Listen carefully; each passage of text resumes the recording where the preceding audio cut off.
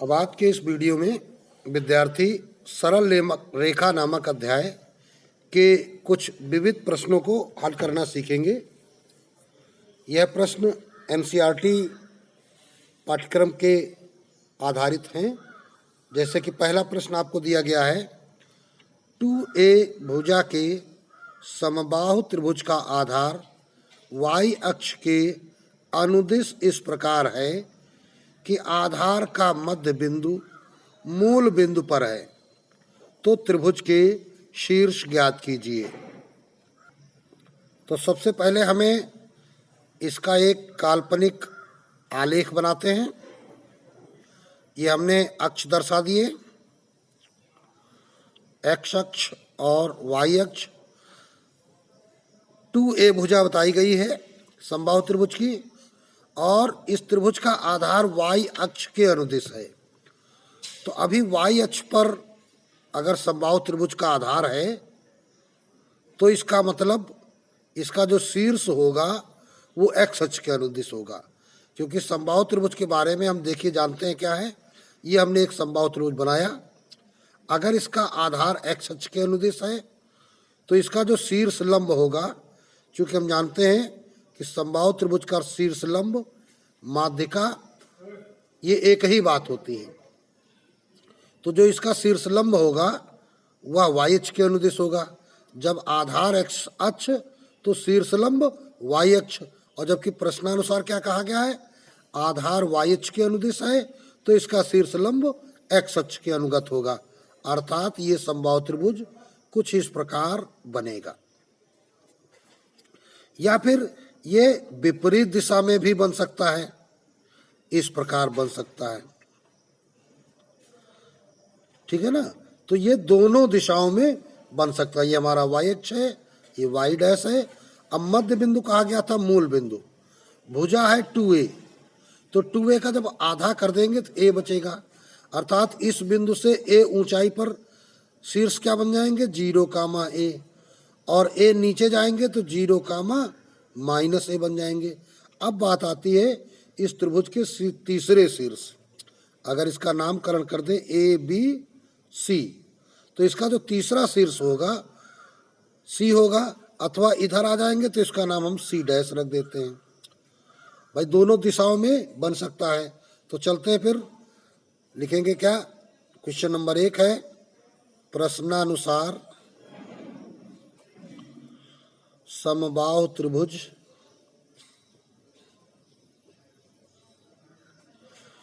की भुजा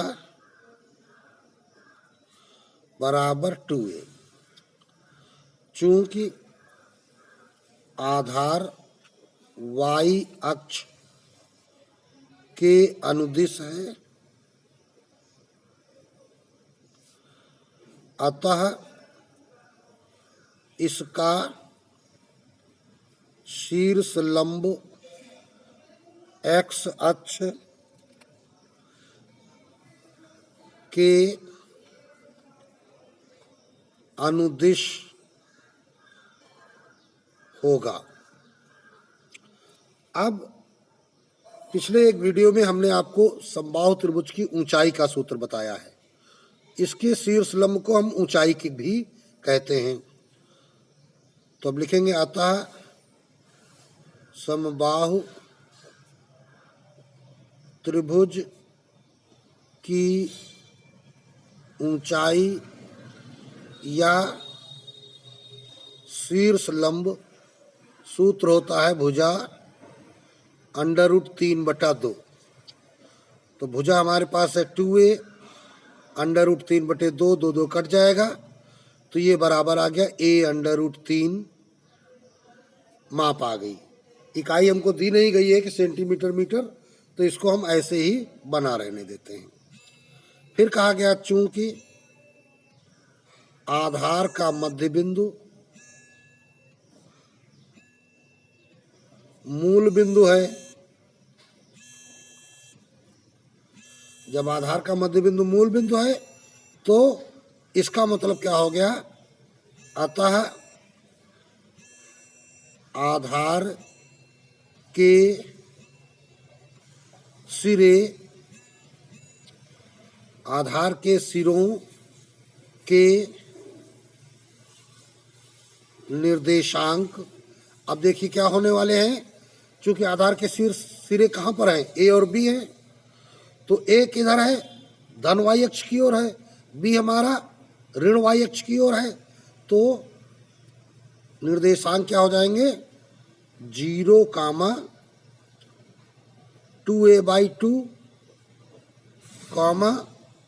0,-2a/2।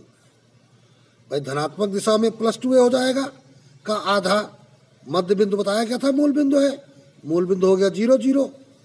तो इस प्रकार हमारे ये निर्देशांक ये आ जाएंगे, तो बराबर क्या हो जाएंगे, ये 0,a, ये हो जाएंगे 0,-a। अब देखिए x अक्ष के अनुगत, अब हमको शीर्ष लंब पता लगा है a√3, तो चूंकि शीर्ष लंब a√3 है तथा तीसरा शीर्ष x अक्ष के अनुगत होगा,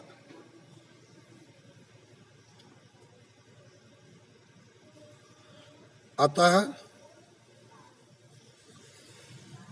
तीसरे शीर्ष के निर्देशांक,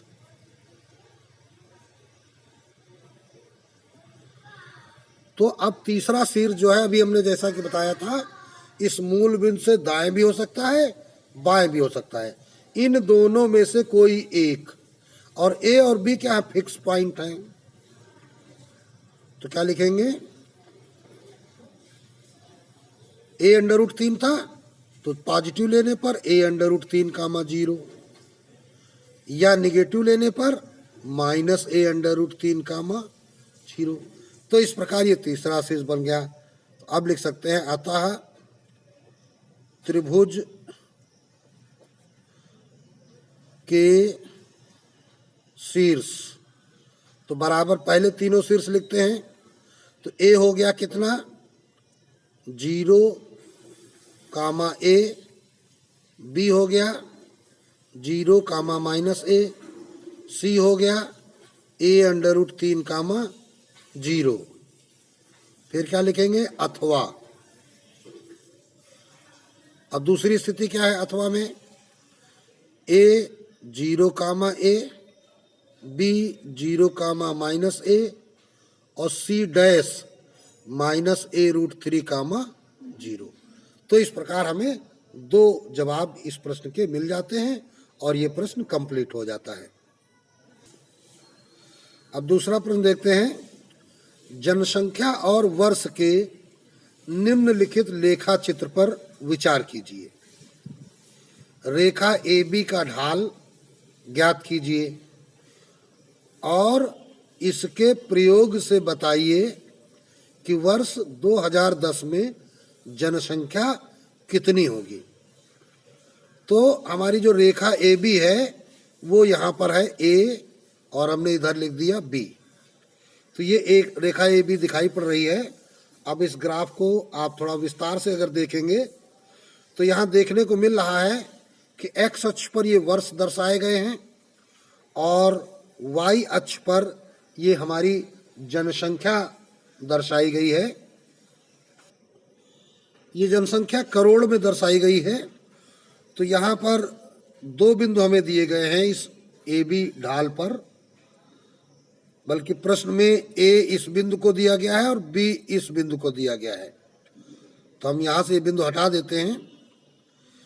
तो बिंदु A पर पोजीशन ये है, यह बिंदु A 1985 की सीध में है और इधर 92 की सीध में है, अर्थात सन 1985 में जनसंख्या 92 करोड़ है। इसी प्रकार बिंदु B के बारे में बताया गया है कि ये 1995 में इसकी जनसंख्या 97 करोड़ है। प्रश्न है दूसरा, तो लिखेंगे क्या, प्रश्नानुसार लेखा चित्र से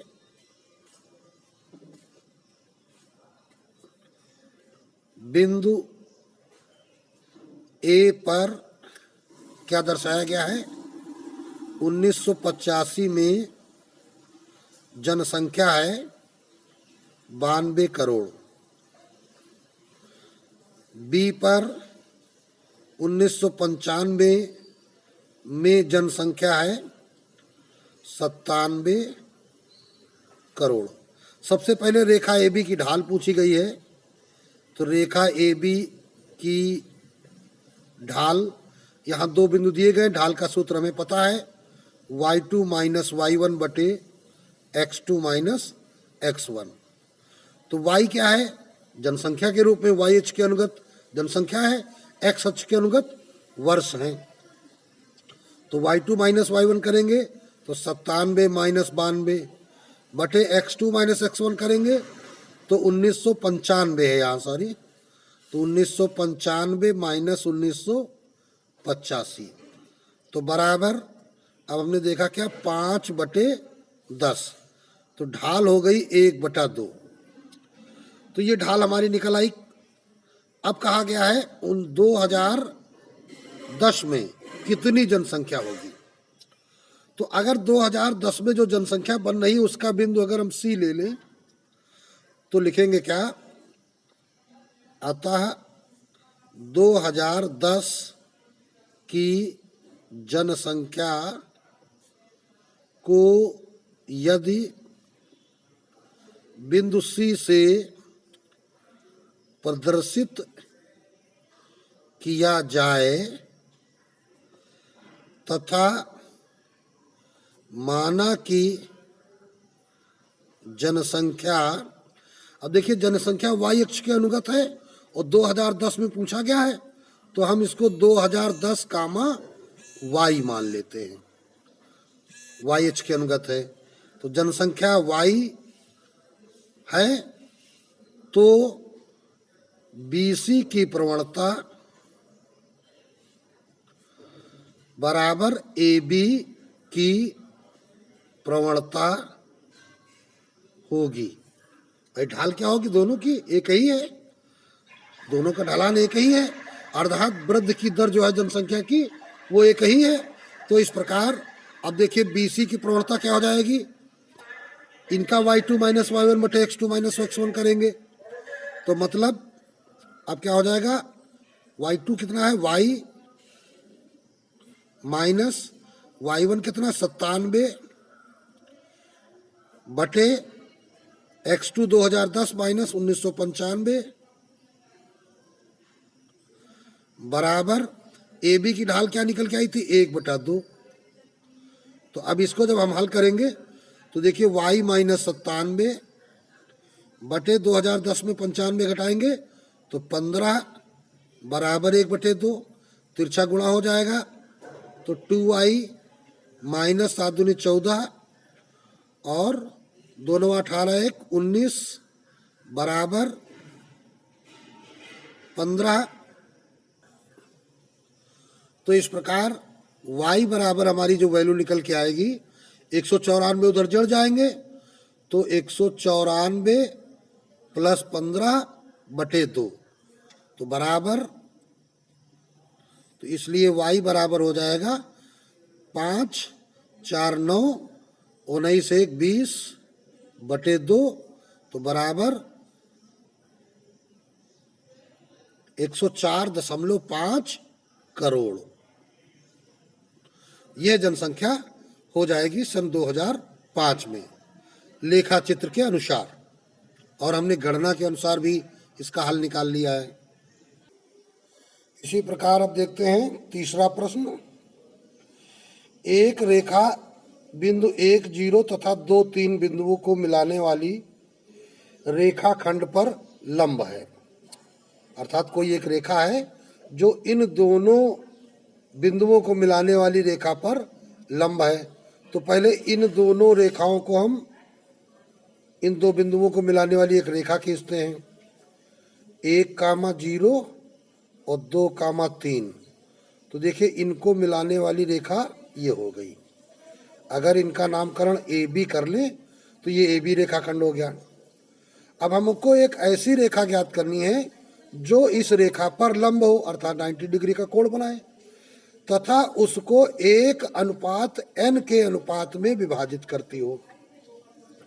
तो मान लेते हैं कि इस बिंदु पर पोजीशन ये बनेगी कि 1:n के अनुपात में विभाजित करने वाली यह कोई एक रेखा है, इसका नाम हम रखेंगे CD, और यह बिंदु P पर AB रेखा को 1:n के अनुपात में विभाजित कर रही है। तो इसी ACD रेखा की हमको समीकरण की जरूरत है। तो अब लिखेंगे क्या, प्रश्नानुसार आकृति से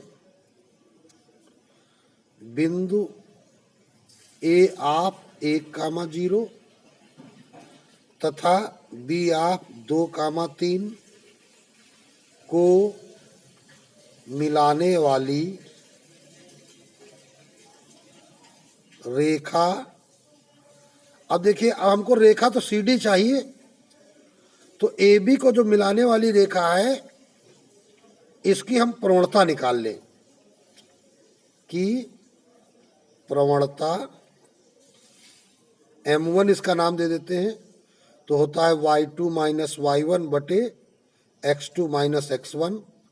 तो ये आ गया 3/1 बराबर 3। तो M1 तुम्हारी 3 निकल आई, M1 बराबर 3। तथा रेखा AB को 1:n के अनुपात में विभाजित करने वाले बिंदु P के निर्देशांक। तो क्या होता है, M/n होता है सूत्र में, mx2 तो 1 × 2 प्लस nx1, n × x1 है 1 बटे 1 + n अर्थात m + n, comma my2 3 plus ny1 0 बटे m + n। तो इस प्रकार ये हमारे पास बिंदु बन गया 2 + n/1 + n, कॉमा 3/1 + n। तो ये हमारा बिंदु P बन गया। अब CD रेखा की प्रवणता हमें ज्ञात करनी होगी पहले, तो लिखेंगे क्या, चूंकि रेखा CD रेखा AB पर लंब है, अतः रेखा CD की प्रवणता M2 बराबर, अब देखिए लंब रेखाओं के लिए फार्मूला क्या होता है, M1 × M2 बराबर -1। तो M2 बराबर क्या हो जाएगा, -1 बटे M1। तो -1 M1 कितना है 3। तो ये प्रवणता आ गई कितनी, -1/3। अब हमको क्या चाहिए, CD रेखा का समीकरण चाहिए।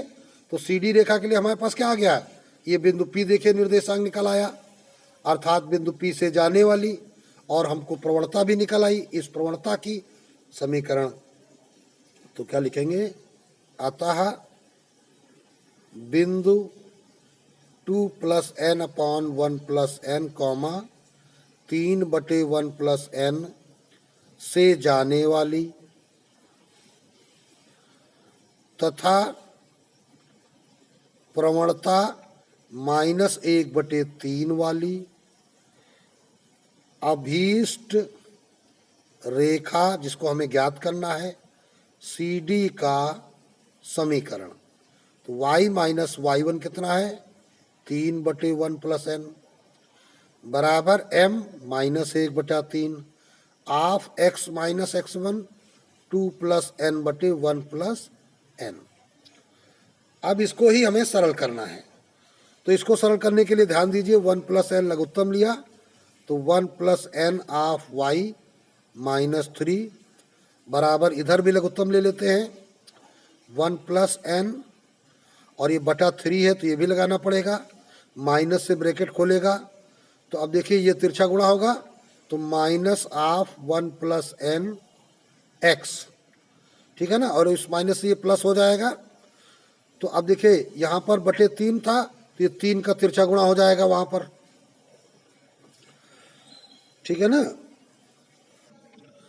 अब जब यहाँ हम ब्रैकेट खोलेंगे तो 3 का गुणा यहाँ 1/3 के टाइप में हो गया और यहाँ 3 ऑफ 1 प्लस एन हो जाएगा, अर्थात ये यही रहेगा तो केवल चिन्ह बदलेगा, माइनस से प्लस हो गया 2 प्लस एन, चाहो तो इसको ब्रैकेट में कर देते हैं। अब देखिए ये 1 प्लस एन कट जाएगा तो अब 3 से इधर गुणा हो जाएगा तो 3 of 1 plus n y minus 3 त्रिको 9 बराबर minus of 1 plus N x plus of 2 plus n. तो अब इसको क्या करेंगे, एक्स वाले पद इधर ले आएंगे तो 1 plus n of x plus 3 of 1 plus n of y बराबर 2 प्लस एन, माइनस 9 उधर जाएगा तो प्लस 9 हो जाएगा तो 9 2 11 प्लस एन। तो इस प्रकार ये हमारा रिजल्ट आ जाएगा 1 plus n of x plus 3 of 1 plus n of y बराबर 11 प्लस एन। ये हमारा समीकरण बन जाएगा। चाहो तो 1 प्लस एन का अगर भाग लगाना चाहो तो x प्लस 3y बराबर 11 प्लस एन बटे 1 प्लस एन, ऐसे भी हम इसको लिख सकते हैं। ये हमारी अभीष्ट रेखा का समीकरण प्राप्त हो जाता है। इसी प्रकार क्वेश्चन नंबर 4 देखते हैं। बिंदु 0,2 से जाने वाली धन x अक्ष से 2 पाई/3 का कोण बनाने वाली रेखा का समीकरण ज्ञात कीजिए। ये पहला काम हो गया। फिर कहा गया है इसके समांतर और y अक्ष को मूल बिंदु से -2 इकाई नीचे की दूरी पर प्रतिच्छेदित करती हुई रेखा का समीकरण भी ज्ञात कीजिए। 2 प्रश्नों को एक ही प्रश्न में समाहित कर दिया गया है, कुछ भी कठिन नहीं है। तो पहले हम जो ज्ञात करने को कहा गया, चूंकि बिंदु 0,2 से जाने वाली और धन x अक्ष से 2 पाई/3 का कोण बनाने वाली रेखा का समीकरण। सूत्र होता है y माइनस y1 बराबर m of x minus x1। तो y माइनस y1 2 है, m बराबर होता है tan theta of x minus x1 है 0। तो y माइनस 2 बराबर tan 2 पाई/3 ऑफ x, 0 लिखने का औचित्य नहीं है। तो y माइनस 2 बराबर, अब tan 2 पाई/3 की वैल्यू हम यहाँ पे निकाल लेते हैं। चूंकि tan 2 पाई/3 तो पाई मतलब 180, 180 में 3 का भाग लगाएंगे 60, तो 2 पाई है तो tan 120 अंश आ गया। अब tan 120 को हम क्या कह सकते हैं, tan 180 माइनस 60। तो tan 180 minus theta minus tan theta होता है, माइनस tan 60 तो माइनस √3। तो ये आ गया माइनस √3x। इसको इधर बुला लेंगे अगर हम, या ना इधर बुलाएं तो सीधे सीधे इसको प्रवणता रूप में कर देते हैं। तो y बराबर माइनस √3x प्लस 2, ये हमारी एक रेखा निकल आई, रेखा नंबर 1। हमने इसको प्रवणता रूप में लिख दिया। या फिर इसको हम क्या कह सकते हैं, √3x प्लस y बराबर 2, ऐसा भी इसको हम बोल सकते हैं। ठीक है ना। अब क्या कर रहा है, इस रेखा के समांतर, तो रेखा 1 के समांतर रेखा का समीकरण ज्ञात करना है। तो देखिए रेखा का समांतर, हमको रेखा का समीकरण जब ज्ञात करना होता है तो हमने पीछे भी बताया है कि जब इसको हम समीकरण 1 मान लेते हैं, ये तो प्रवणता रूप था, तो अतः माना कि रेखा 1 के समांतर रेखा का समीकरण। तो समांतर रेखा का समीकरण हम क्या मानते हैं? गुणांकों को बराबर रखते हैं ताकि प्रवणता वही बनी रहे। बराबर 2 है तो बराबर लेम्डा मान लिया, इसको समीकरण 2 बना दिया। अब हम लेम्डा की वैल्यू निकाल के रखेंगे, यही हमारा आंसर बना देगा। अब देखिए, अब प्रश्न में एक बात और हमको बताई थी कि जो अभीष्ट रेखा तुमको दूसरी निकालनी है, y अक्ष को मूल बिंदु से 2 इकाई नीचे की दूरी पर प्रतिच्छेदित करती है। तो अब देखिए क्या है इसकी पोजीशन, ये हम फिगर बनाते हैं। तो ये y अक्ष की मूल बिंदु से नीचे की ओर 2 इकाई दूरी, अर्थात यहां से होकर के देखा जा रही है। तो यहां पर ये बिंदु क्या हो जाएगा? 0, -2। यही बताया गया है। तो लिखेंगे क्या? प्रश्नानुसार यह अभीष्ट रेखा 2, क्या कहा गया है? y अक्ष को मूल बिंदु से नीचे की ओर 2 इकाई पर प्रतिच्छेदित करती है। तो इसका मतलब क्या हो गया? अतः बिंदु 0, -2 से होकर जाती है। इसलिए क्या करेंगे? x बराबर 0, y बराबर -2 मान रेखा 2 में रखने पर, तो √3 × 0 + y का मान -2 बराबर लेम्डा। तो इस प्रकार हमने देखा क्या, लेम्डा बराबर क्या निकल आया? ये तो 0 हो गया, -2। अतः अभीष्ट समांतर रेखा का समीकरण, तो हमारे पास रेखा 2 क्या है? √3x + y बराबर लेम्डा, तो बराबर -2, या क्या कहेंगे? √3x + y + 2 बराबर 0। तो यही हमारी अभीष्ट रेखा प्राप्त हो जाती है। इसी प्रकार अब क्वेश्चन 5 देखते हैं। अक्षों के बीच रेखाखंड का मध्य बिंदु P ऑफ AB है। तो देखिए भाई, ये देखिए हमने अक्ष बना लिए और ये एक रेखा हमने खींच दिया। तो देखिए ये बिंदु A है, ये बिंदु B है। x अक्ष पर A है, y अक्ष पर B है। अक्षों के बीच, अक्ष माने x अक्ष और y अक्ष के बीच रेखाखंड कौन सा है? AB का मध्य बिंदु P कह रहा है, तो हम यहाँ मध्य बिंदु P दर्शा देते हैं। इसके निर्देशांक बताए गए हैं A, B। तो दिखाइए कि रेखा का समीकरण x/a + y/b बराबर 2 है।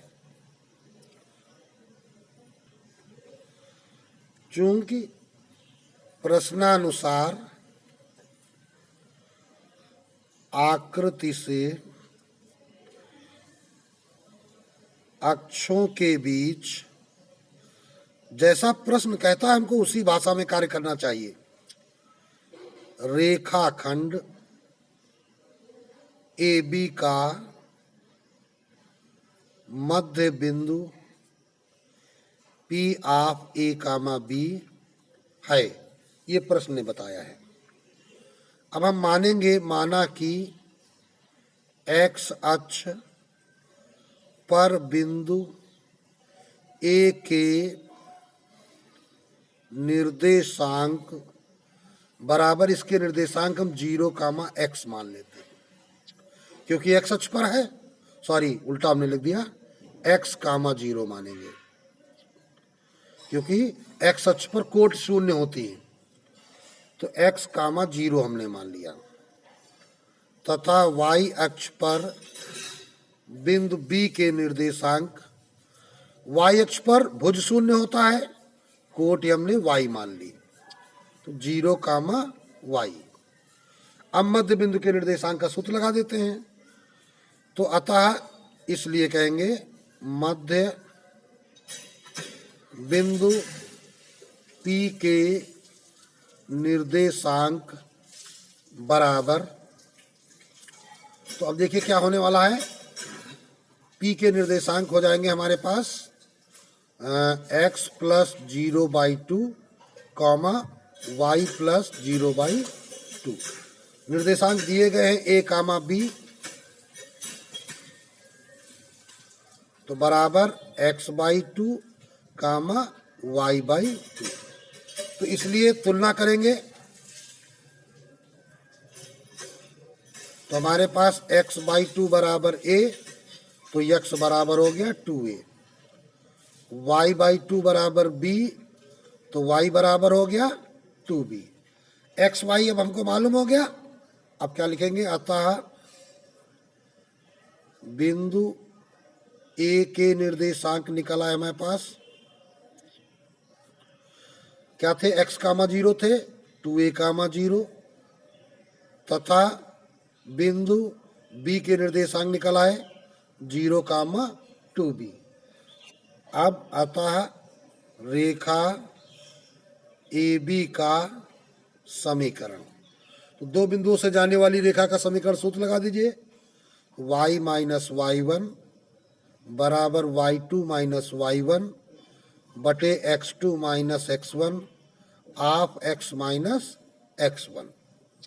तो -2a का इधर गुणा हो जाएगा, -2ay, 0 का कोई मतलब नहीं, इधर हो जाएगा 2bx और -2 दूनी 4ab।